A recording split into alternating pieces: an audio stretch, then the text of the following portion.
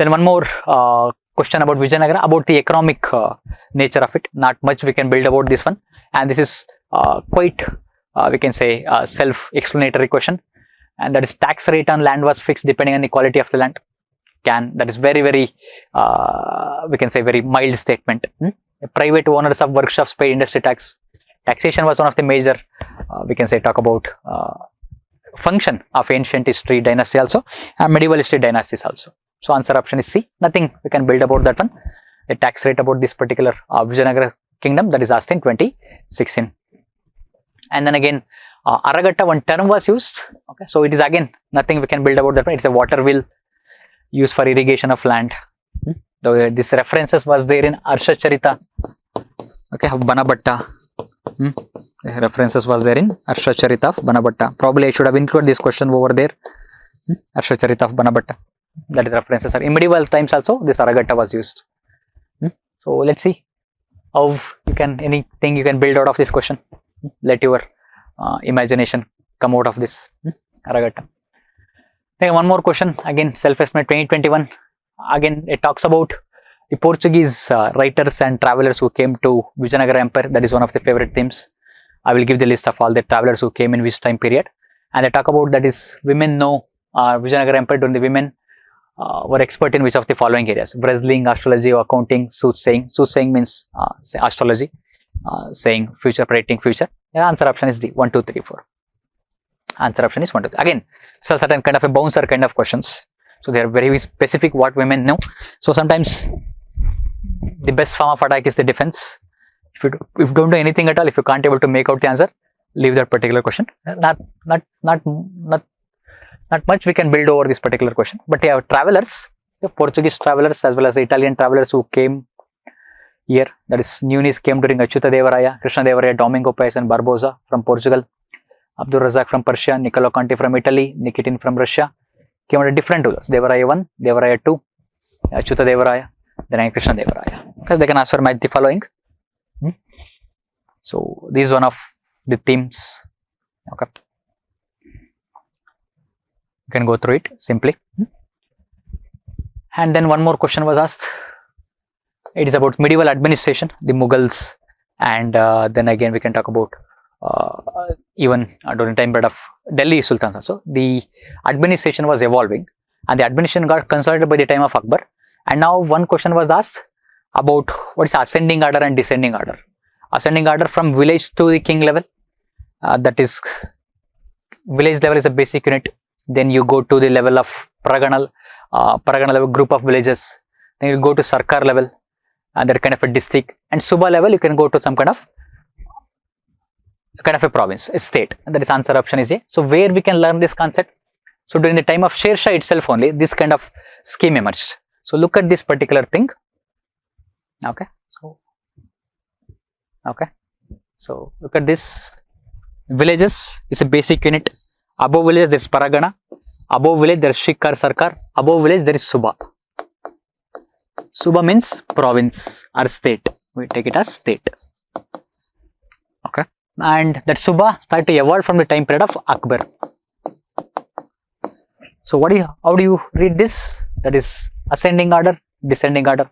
Villages were under patwaris, accountants who look after that one. And they were not government official, they are non-government official. No salary was given, but some kind of incentives were given to look after village administration. Above village there is Paragana, and the head of the Paragana was called as Shikdar. He looked after law and order, and he was assisted by Amil Sar Munsi for revenue collection. Okay, at the same time he also assisted by one more official called as Poddar or Kazanadar, who kept the collected taxes from Amils and Munsifs. Okay, then again above Paragana Shikkar Sarkar, the head was called as Fauzdar. Again he looked after law and order pretty much like Shikdar. I said Munsif, almost same kind of designation, assessing revenue, collecting revenue. And above this there was Suba, and the head of the Suba was called as Subadar. Okay, Subadar. Okay, and even sometimes Sifa Salar also. I said by various ministries, states, that Suba administration started from the time period of Akbar itself. So these are the ascending and descending order. Villages, Paragana, Shikkar Sarkar, kind of a district we can say, and Suba, that is a state. Above Suba there is king, there is central government. Very simple. Okay. And again, amils were changed every 2 years to avoid nexus by Sher Shah. He did not want to make amils quite corrupt. He kept on changing them so that they wouldn't have any nexus with the local people to help them in tax evasion. Okay. And then again, one more question. With reference to Mughal India, what are the differences between Jagirdar and Zamindar? So look at these two statements. Jagirdars were holders of land assignments in lieu of judicial and police duties, whereas Zamindars were holders of revenue rights without obligation to perform any other duty than revenue collection. Land assignments to Jagirdars were hereditary and revenue rights of Zamindars were not hereditary. So 2019 question, which is the answer. Before getting into answer, we'll understand the concept of Jagirdars and Zamindars. It's not there in slides. Okay, Jagirdars and Zamindars. Zamindars are hereditary. One big Zamindar is and his land transferred to his particular son. Okay, so that is hereditary. And then again, they had certain duties, the police duties they had at a local level, revenue collection duty. They used to collect revenue and pay it to the state. State used to pay certain kind of concessions or some kind of commissions. Okay, they had police duties and they had some judicial duties at the local level. Okay, then Jagirdars. Okay, so Jagirdars were, one land is given as salary sometimes under Mughals, and that land is called as Jagir. So holder of this land was called as Jagirdar. Sometimes also referred to as Mansabdar also. That is another concept. We don't want to get into that term. We'll just hold it Jagirdar. But this land which was held by the Jagirdar, you need to collect taxation from that one. Collect taxation and pay it to the state. But he is not properly doing his duty. This Jagir can be transferred. It is not hereditary. It is transferred. So his major duty is that one, collect this revenue from that particular land, keep certain money as a salary and give the rest to the state. Okay, so that is transferred if it is not collected properly. Okay, so at duty is not doing done, it will be transferred. So that is a major difference between Jagirdars as well as Zamindars. Now Jagirdars were the holders of land assignments in lieu of judicial and police duties. No, they did not have judicial and police duties, but Zamindars had police duties. Again, I told you, interchanging of concepts happen. Whereas Zamindars were holders of revenue rights. No, Jagirdars are the holders of revenue rights. Zamindar just used to collect and revenue and pay to the incentives without obligation to perform any other than revenue collection. No, they had the police duties were given, judicial duties were given. That is wrong. Land assignments to Jagirdars were hereditary. Revenue rights of Zamindars were not hereditary. Land assignment to Jagirdars were not hereditary because that can be transferred. So answer is D, neither one nor two. So this is the concept, Jagirdars as well as Zamindars. So this was asked in 2019. Okay. Then again, one more administrative question, I guess, that is, consider the following statements. In revenue administration, Delhi Sultanate, in charge of revenue collection was known as Amil. Okay. So the Ikta system of Sultans of Delhi was an ancient indigenous system. And Officer Mir Bakshi came into existence during the reign of Khalji Sultans of Delhi. Okay. Then which of the following statements are correct? 1 only, 2 only, 1 and 2 only, 3 only, as well as 1, 2, 3. If you go back to this particular slide, okay, so look at this. What are Amils? That is revenue collection. Revenue collection, the same thing. Okay, so here look at this one. We'll understand this concept. Amils are revenue collection for sure. Okay, Amils are revenue collection for sure. Okay, Amils, Munsif, different terms for use. Now, Ikta system. What is Ikta system is that during the Delhi Sultans, there was no provincial administration. Certain areas was divided for administrative purposes and they were called as Ikta. They were called as Ikta.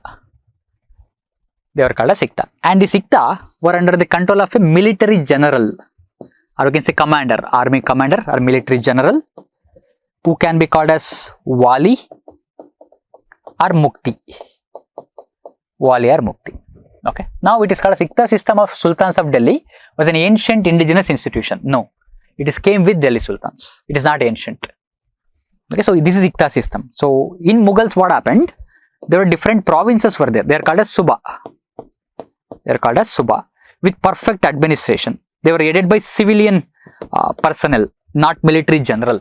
But here it was said by military general. And what is the duty of this military general? Collect revenue from the air and pay it to the king, that is pay it to the sultan. So that is the Iqta system. Okay, sometimes Iqtas are also called as vilayat also. The term vilayat is also used in border areas. Border of the Delhi Sultan areas, vilayat is also used. And the head of the Iqta, these military generals are called as walis or muktis. And Suba, head of the Suba was called as Subadar and Sifasalar. So Iqta system is an ancient indigenous system. That is wrong. This is right. The offices of Mir Bakshi came into existence during the reign of Khalji Sultans of Delhi. So what is Mir Bakshi? Mir Bakshi is a defense minister, or we can say military minister. Defense or military minister. Defense or military minister. But this was came during Mughals. During Delhi Sultans, that office is called as, okay, Diwani Arz. Diwani Arz. So that is the defense minister of Delhi Sultans. Mir Bakshi is a defense minister of Mughals. So these also wrong. These also wrong. So what is left? One only. Answer is A. 3 is wrong. 2 is wrong. 3 is wrong. 1 only. So Mir Bakshi, that is term is used. So various terms are there. You can go through those terms. Okay. So that is Wazir, finance minister, Diwan, finance minister. Okay. Dabir Rikas, and then again Barbek, Amir Rajib. All these terms are there. Okay. You can go through that one. At the same time, Mir Saman, head of the royal household. Okay. So these are the terms associated with administration of Delhi Sultans. Okay.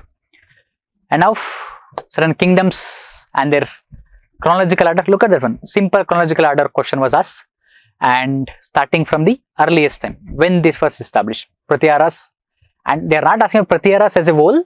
They are asking about Pratiharas under King Bhoja. Pallava power under Mahendra Varma. Chola power under Parantaka. In Pada dynasty by Gopala. So we'll discuss all these kingdoms. So answer option is C. And how do you come to this one? Little bit general knowledge. So what is the first one it was given? Pallava power, that is 5th. Even it goes back to even 4th and 5th century said itself only. That is ancient dynasty. And Cholas, they were medieval dynasty. So everybody know that will be the last one. Okay, now 3 is last, 2 is first. Okay. Again, you might get confusion over here. 1 and 4. That is one. That is then again, you can talk about 4th one. That is Pala dynasty, Gopala.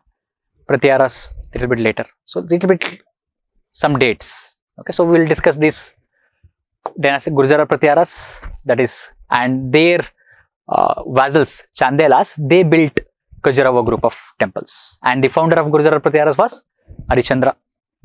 Again, Nagabhatta I, considered as the real founder of this particular dynasty in 730 to 760, resisted Arab invasion by Junaid and Tamim. Arab invasion had started by that point of time. Then Vatsaraja, 780 to 800, beginning of tripartite struggle. We will discuss tripartite struggle because Rashtrakuta, Palas and Pratiharas theme is repeating, and these 3 families are known for tripartite struggle. We will discuss that one. And Mihir Bhoja, Bhoja 1, 836 to 885, that is the question that was asked. Their greatest king. And Arab traveler Suleiman, who visited Amogha also, visited Bhoja also. Okay, Bhoja also. And he referred to him as different name, Juzur. Called Bhoja as Juzur. And he says the king kept a dynasty free from robbers, known for law and order administration. Okay, King Bhoja. Then another Arab traveler, Ali Masud, referred to him as King Bora. He also came to his court. Okay. Then Gurjara Pratiharas. Then Mahendra Pala or Mahipala. His court by was Rajashekara, who wrote Karpura Manjari, Sanskrit poet. And he got defeated by Indra III of Rashtrakutas. Indra III of Rashtrakutas. Then again Rajapala, 960,018. And raid of Muhammad Ghazni and Kanuj happened during this particular rule, when Rajapala was ruling over. Okay, so this is about Gurjara Pratiharas, and Rajapala fled from the battlefield. And last ruler was Yashpala. Last ruler was Yashpala. Okay, in 1090, the Gahadavalas conquered Kanuj. Gahadavalas, we discuss, one answer option was also there. So the related themes, topics only we are discussing. Related themes, topics only we are discussing. Gahadavalas of Kanuj, I discussed in ancient history. Okay, even though that belonged to medieval, but Palas, that question was there. Bengal and Bihar region. The Pala Empire was called as Ruhimi or Ruma Dharma by Arab merchant Suleiman. Suleiman mentions about Rashtrakutas, Palas as well as then again Gujarat Pratyaras. The founder was Gopala, 750 AD. Then he built the monastery at Udantipuri, Bihar. I discussed this Udantipuri monastery, Vikramashila dynasty while talking about Buddhism. Go back and check that one. Pala kings were followers of Buddhism. The last great, we can say that family that supported Buddhism was Pala Empire. After this one, Buddhism started declining, especially Tantrayana Buddhism, and that is Tantric Buddhism, that is Vajrayana as well as Mahayana. They gave support to this particular Buddhism trend, and they promoted this religion by making monasteries like viharas and temples in eastern India, Buddhist temples and viharas. Okay, and Pala legacy is still reflected in Tibetan Buddhism. Tibetan Buddhism borrowed much of these things from, particularly from the Buddhism which was developing under Palas in Bihar and Bengal region. And again, continuing with Palas, Dharmapala is the founder of Vikramashila monastery. First is Udantipuri, then again Vikramashila. And Buddhist scholar Dipankara, Atista, also called as associated with this particular monastery, Vikramashila monastery. Is also known for Vajrayana leanings. He also founded Somapuri monastery, that is in Bangladesh. So 4 monasteries: Nalanda, Udantipuri, Vikramashila, then again Somapuri. One more you can add. And Mahipala, he got defeated by Rajendra Chola of Cholas. And later the Hindu Sena dynasty under Vijayasena dethroned the Pala Empire in Bengal. Okay, in and around 12th century. So that is the chronology. Gujarat Pratyaras, Palas, after Palas we can say Hindu Sena dynasty. And Bengali language developed under their patronage. And the first Bengali literary work was Charyapada by Shabrapa. Charyapada by Shabrapa. Okay, so this is about the Palas.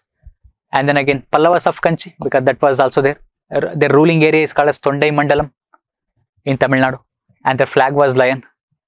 Their feudatories of Shatavahanas. So after Shatavahanas, then Pallavas replaced. Okay. Then again Simha Vishnu is the real founder, first major ruler. And he defeated by defeating Ikshvakus, the local rulers, Andhra Pradesh and Tamil Nadu border region we can talk about. That's by defeating Ikshvakus, Simha Vishnu established Pallavas. Then Mahendravarman won 590 to 630 AD, like about 6th century AD. Got defeated by Pulikeshi II at Pulalluru. We discussed couple of times. Then again he wrote Matta Vilasa Prasana in Sanskrit, Mahendravarman, and he converted to we can say Shaivism, being from Jain. I initiated construction of the famous cave temple Mahabalipuram. Again Mahabalipuram theme we discussed in art and culture. Okay, and at the same time he took up Shaivism under the influence of Appar from being a Jain. So he was a Jain, Mahendravarman. Later he took up what? He took up Shaivism under the influence of Appar. Okay, so that Nayanar, Shaiva saint Appar. Then again Narasimhavarman, also called as Mahamalla. He defeated Pulikeshi. He took revenge for the defeat of his father with the help of Manavarma, the Sri Lankan prince, in battle of Manimangalam and battle of Vatapi. 2 battles where he defeated Pulikeshi II. In Manimangalam, that is in Tamil Nadu, Vatapi, that is also called as Badami. Okay, so he defeated Pulikeshi II, also called as Vatapi Konda, that is slayer of Vatapi. And he built a port at Mahabalipuram. Okay, ordered the Rathas of Mahabalipuram to be built. Mahabalipuram Pancharathas we talked about, monolith without wheels, that is it. And in his honor, this town is called as Mamallapuram. Okay, Uensang visited his court, Pulikeshi II, Narasimhavarman, and then again Harshavardhan also. Narasimhavarman II or Rajasimha, 700 to 728. He constructed Rajasimheshwara temple or Kailashnath temple in Kanchi. Rajasimheshwara or Kailashnath temple in Kanchi. Pallavas are known for, that is beginning of Dravida architecture. And Shore temple at Mahabalipuram, 3 temple complexes we talked about, Shiva and Vishnu dedicated to that one. Dantivarma 795 to 46. During his reign, Rashtrakuta ruler Govinda III invaded Kanchi because Pallavas capital is Kanchi. So Rashtrakuta ruler invaded Kanchi. Okay. Then in Pallavas administrative units, you can look at the chronologically. That is Mandalam, kind of a province. So below province there was Kottam, below Kottam there was Nadu, and again Ur. Okay. This Ur concept and Nadu concept we will see more in Cholas, because Cholas also we have to look at that one because that was there in the answer option. We'll come to Cholas also. Okay, Nadu and Ur. This is the chronological, like what we talked about, Paragana, Sarkar, Subha, and that is there in Pallavas like this: Mandalam, Kottam, Nadu as well as Ur. Okay. Now the Imperial Cholas or Royal Cholas will come to. That was then the answer option. 850 to 1200 CE. Capital was Tanjavur. And then again, conquered Sri Lanka, Maldives, Java and Sumatra. They are called as Imperial Cholas because their rule was extended very far and wide. Then again, founder was Vijayalaya by overthrowing the Pallavas. After Pallavas, Cholas came. Then Parantaka, that was the answer option which was there, 907 to 953. And the famous Uttara Meru inscription belongs to Parantaka Chola. In this inscription, mentioning about the Cholas' local administration, the self-government administration. So that is the famous inscription. And we talk about this administration after discussing all the kings. And in Battle of Vellore, defeated Pandyas and Sri Lanka kings, Parantaka Chola. Because there was a conflict between Cholas, Pandyas as well as Pallavas and again Cheras too. And he got defeated by Krishna III of Rashtrakutas in Battle of Takolam. So Krishna III belonged to Rashtrakutas. He belonged to Rashtrakutas. He got defeated in Battle of Takolam. And Krishna III assumed the title Conqueror of Kanchi and Tanjai. Conqueror of Kanchi as well as Tanjai. That is Kanchi, Tamil Nadu, and again Tanjavur, again Tamil Nadu. Okay, that is Krishna III of Rashtrakutas. Again, Imperial Cholas, one major ruler, Arumolivarman, Rajaraja I, considered the greatest ruler of Cholas. And he invaded Sri Lanka and Maldives. He ruled between 985 to 2014. Led a naval expedition to Shailendra Empire, that is in Malaya Peninsula, in Southeast Asia we can talk about. In 2010, he constructed Rajeshwara Temple, Brihadeshwara Temple, and dedicated to Lord Shiva at Tanjavur. We talked about that in, I showed the image of this particular in art and culture class, art and culture session. And this temple is also called as Rajaraja Temple. The reason is that the Cholas are known for installing the idols of king and the queen in the temples. So Rajaraja, his name was. Cholas were the habit of installing images of kings and queens in the temple. That is the reason the temple, along with the temple deity name. So the king who built the temple, his idol was there. That is the reason that temple was also named after the king who built that one. And he adds the title of Ulugalanda Perumal. Perumal means king. And why it is used? Because the king who measured the earth. Because Arumolivarman took up some great surveying exercise for the revenue collection, for the revenue assessment. The king who measured the earth, the king is Perumal, and that is a title that was given to Arumolivarman. And then again, one more king, that is Rajendra Chola, known as Pandita Chola. He was son of Rajaraja Chola, ruled between 1014 to 1044. Now Sri Lanka came under the complete control of Cholas by defeating Mahinda V by Rajendra Chola. And he defeated Mahipala I in 1019, Pala ruler. So he got the title Gangaikonda Chola, the occupier of the Ganga region. Ganga region was ruled by Palas, that is Bihar and Bengal region. Palas related over here. Okay, to commemorate this particular victory, he built a temple called as Choleshwara, Gangaikonda Choleshwara temple and Gangaikonda Cholapuram, also called as Rajeshwara temple. Okay, it is named after Rajendra, that is Rajeshwara temple too. Okay, along the banks of Kaveri. It also became the capital later. Initial capital was Tanjavur, and Gangaikonda Cholapuram near Kaveri river, that became capital of Cholas too. Okay. And led a naval expedition to Java and Sumatra, that is Indonesia. That is to Indonesia. Okay. Now Imperial Cholas, last major rulers, Kulatunga Chola, 1070-1022. The Tamil poet Kamban, who wrote Tamil Ramayana, was in his court. And is known for persecution of Vaishnavas because Cholas were known for Shaivism. So persecution of Vaishnavas. And during this point of time, Ramanujacharya had to leave Tamil Nadu. He had to go to Karnataka. And Ramanujacharya went to Karnataka and took refuge under Vishnuvardhana of Vaisalas. So we can just interconnect all of them. Vishnuvardhana of Vaisalas. Okay, that is. And Vishnuvardhana, he was a Jain but converted to Vaishnavism under the influence of Ramanujacharya. We talked about Vishishta Advaita, that is Ramanujacharya, Advaita and Advaita of Shankaracharya, Advaita of Madhvacharya, and refuge under Vishnuvardhana of Vaisalas. And last Chola king, that is Rajendra III, ruled between 1246 to 1279. He was the last major, the last king of Cholas. Okay, and Chola's administration. Chola's administration referred the king as Ko or Perumal. Then Venetian traveler Marco Polo visited Chola kingdom, or we can say visited Kerala in 13th century, and writes that at the death of the monarch, all his bodyguards themselves burnt in the funeral pyre, like kind of a god's sati we can talk about. That is referred by Venetian traveler Marco Polo. provinces are called as Mandalam, same as Pallavas. Kottamal Valanadu, division of provinces, districts are Nadu. Then again, guilds or Shrenis were called as Pugas. Guilds and Shrenis we discuss. These are association of merchants and we can say association of arts and crafts. Nattar, assembly of leading men of a Nadu or district. In this district, the major people of this particular district, there is assembly for administration purposes majorly. Then again, Nagattara, also called as Nagaram or Samaya. Nagarattar or Nagaram or Samaya, assembly of mercantile groups, assembly of merchants. This probably caste wise, probably majorly, so upper caste majorly. Okay, so this is assembly of mercantile group because UPSC asks certain terms of Sangam related, so or we can say Tamil related or South Indian related. So that is the reason I am giving this particular terms. And the supra-regional merchant associations were there. Intra-regional merchant association that shows about the expansion of the trade was happening, and such supra-regional associations were given different names. That's Ayyavale, the 500. It is simply called as Ayyavale 500.